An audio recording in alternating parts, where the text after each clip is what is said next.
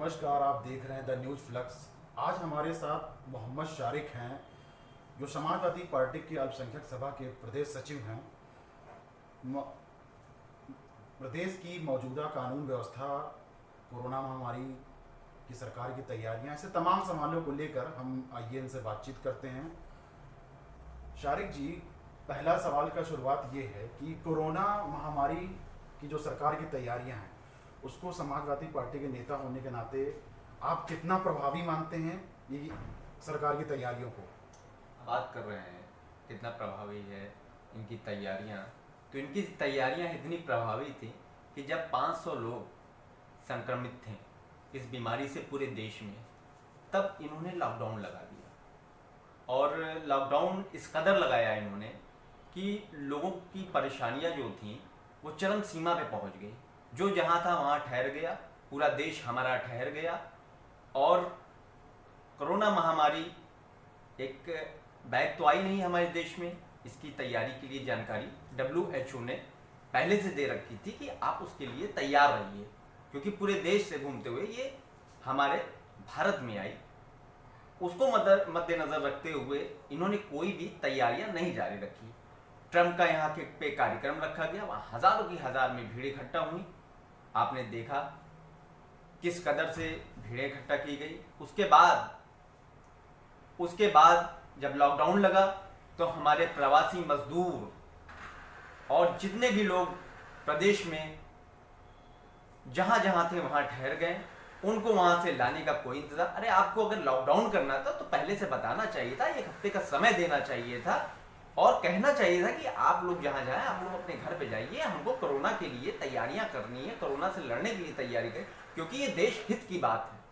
और देश हित की बात जो करेगा जनता उसको एक्सेप्ट करेगी, क्योंकि हमारा देश बहुत महान है। बहुत मुश्किलों से हमें देश में आज़ादी मिली है, और आज़ादी वो भी ऐसी आज़ादी मिली कि हर इंसान का अपना एक विचार है प्रकट करने का, वो बताएगा। और कोरोना महामारी जो ये चली हुई है, ये आम महामारी नहीं है।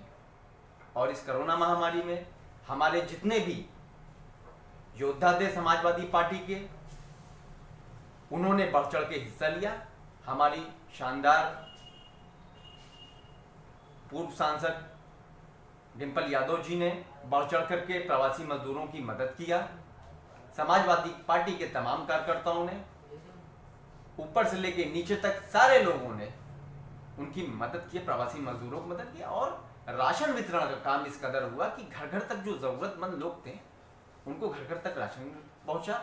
लिस्ट बना के हर समाजवादी कार्यकर्ता ने कार्य किया, जो भी जरूरतमंद लोग थे उनको राशन पहुंचाया। और हमारे शानदार राष्ट्रीय अध्यक्ष श्री अखिलेश यादव जी ने कोई भी गरीब भूखा न सोने पाए की नियत पे, नर सेवा नारायण सेवा की नीतियों पे चल करके सारे कार्यकर्ताओं ने लोगों की मदद किया।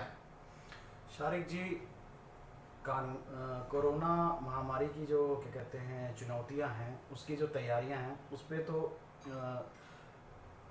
पूरे विश्व में भारत की इस जो कोरोना केसेस हैं वो लगातार बढ़ते जा रहे हैं। जो क्वारंटीन सेंटर है वहाँ पर कई जगह क्या कहते हैं जो इंतज़ाम है वो नहीं है। कहीं पे पानी, बारिश का पानी आ जा रहा है, कहीं पे खाने पीने की समुचित व्यवस्था नहीं है। तो उस पर एक टिप्पणी करिए।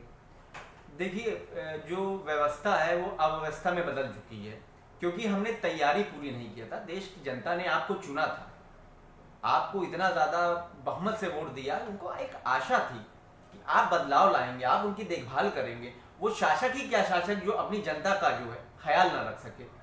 तो इस क्रम में मैं ये कहना चाहता हूँ कि अगर आपने सिस्टमैटिक वे में, कैटेगराइज वे में आपने अगर चीज़ों को बांटा होता है, जैसे क्वारंटाइन सेंटर की बात करें, बहुत से स्कूल हैं, सारे स्कूलों में व्यवस्था करनी चाहिए, बेड की व्यवस्था करनी चाहिए थी, अलग अलग सेगमेंट में लोगों को बांटना चाहिए था, अलग अलग जगह ड्यूटी डिप्यूट करनी चाहिए थी। उसके वजह से पेशेंट जो बढ़ रहे थे, तो पेशेंट के जो बढ़ रहे थे उनको रोका जा सकता था। पेशेंट बढ़ने की जो एक आप आंकड़े की बात कर रहे हैं, और आज वर्तमान में जो आंकड़े चल रहे हैं वो बहुत ही भयभीत करने वाले आंकड़े हैं। कोरोना महामारी इस तरह से बढ़ रही है देश में कि हर आदमी भयभीत हो चुका है। इससे भयभीत होने की जरूरत नहीं है। कोरोना को हमको संभालने के लिए उससे लड़ने की जरूरत है। स्वास्थ्य सेवाएं समुचित अच्छी करने की जरूरत है।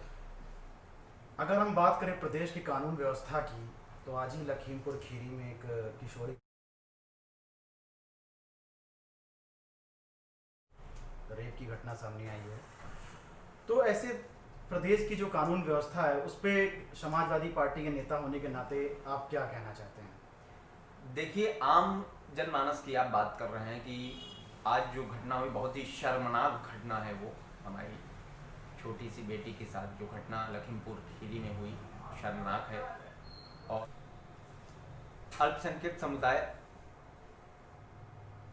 वंचित वर्ग, पिछड़ा वर्ग में जितनी भी हमारी योजनाएं रही हैं समाजवादी पार्टी की, उसको पूर्ण तरीके से हम लोग, हमारी सरकार आएगी तो हम लोग उसको फिर से लागू करेंगे। और हमारा प्रदेश जो इस वक्त क्राइम के आंकड़ों को आप देख लीजिए, क्राइम के आंकड़े जो इस वक्त के चल रहे हैं बहुत भयभीत करने वाले हैं। और वो क्राइम की जो भी चीज़ें हैं रोकथाम करने के लिए वो हमारी सरकार पूरी तरीके से कम करेगी और देश और प्रदेश को तरक्की के रास्ते पे कैसे ले जाना है उसकी योजनाएं हम लोग बनाएंगे। क्योंकि अब की इस बार हम लोग जो है समाजवादी का काम जनता के नाम ये नारा दे करके और 22 में बाइसिकल चलेगी। और हमें ही नहीं, पूरा उत्तर प्रदेश आज अखिलेश यादव के कार्य को याद कर रहा है और उनको बुला रहा है। और हमें यकीन है, पूर्णतः यकीन है कि 351 नहीं, हम लोग 352 सीटों लेकर के आ रहे हैं और प्रदेश में खुशहाली होगी।